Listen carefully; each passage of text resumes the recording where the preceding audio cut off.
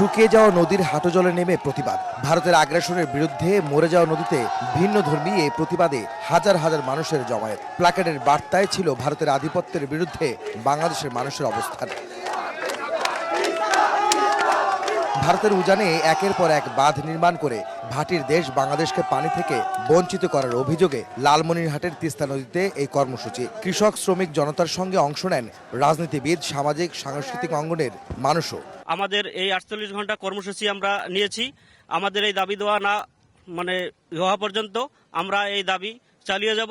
আমাদের এটা জনগণের দাবি, বঞ্চিত মানুষের দাবি। এই দাবি যদি বাস্তবায়ন করা না হয় তাহলে আবারও আমরা এর থেকে কঠোরতর কর্মসূচি দিতে বাধ্য হব। 2 দিনব্যাপী তিস্তা নদী রক্ষা আন্দোলনের দ্বিতীয় ও শেষ দিন সকালে লালমনিরহাটের তিস্তা ব্রিজ থেকে শুরু হয় পদযাত্রা। লাখো জনতার অংশগ্রহণে প্রতিবাদ জানানো হয় আন্তর্জাতিক আইন অমান্য করে ভারতের বাঁধ নির্মাণের। 3 কিলোমিটার পথ পাড়ি দিয়ে রংপুরের কাউনিয়া বাজার ঘুরে আবারও লালমনিরহাটের তিস্তা ব্রিজে এসে শেষ হয় পদযাত্রা। জাগো বাহে তিস্তা বাঁচাও, এই আন্দোলন নিয়ে, এই স্লোগান নিয়ে তিস্তার এই ব্রিজের উপর দিয়ে পদযাত্রা চলছে। এই উত্তরবঙ্গের সাধারণ মানুষের যে জীবন জীবিকা নির্ভর করছে তিস্তা নদীর পানির কারণে, তার দাবিতে ভারতের আগ্রাসন রুখে দিয়ে তিস্তার পানির ন্যায্য হিস্সার দাবিতে আজকের এই পদযাত্রা, যেখান থেকে এই মানুষগুলো বলছেন তাদের জীবন জীবিকা নির্বাহ, ফসল ফলাদি উৎপাদন সহ সব কিছু নির্ভর করছে এই তিস্তার পানি দিয়ে। যে কারণে এই পানি তাদের জন্য কতটা মূল্যবান, কতটা তাদের জন্য গুরুত্বপূর্ণ তা আবারও প্রমাণ করতে রাজপথে নেমেছেন এই এলাকার উত্তরবঙ্গের বাসিন্দারা। কর্মসূচিতে অংশ নিয়ে নেতারা বলেন, ভারত আন্তর্জাতিক আইন লঙ্ঘন করে অন্যায়ভাবে বাংলাদেশের মানুষকে ন্যায্য পানি থেকে বঞ্চিত করছে।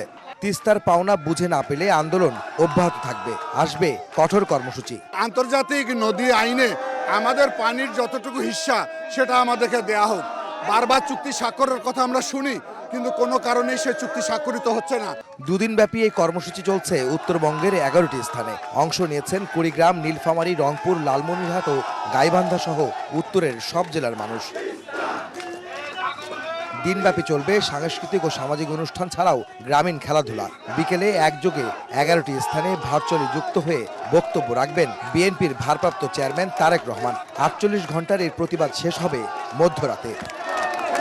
আহমেদ সালেহীন, সময় সংবাদ, লালমনিরহাট।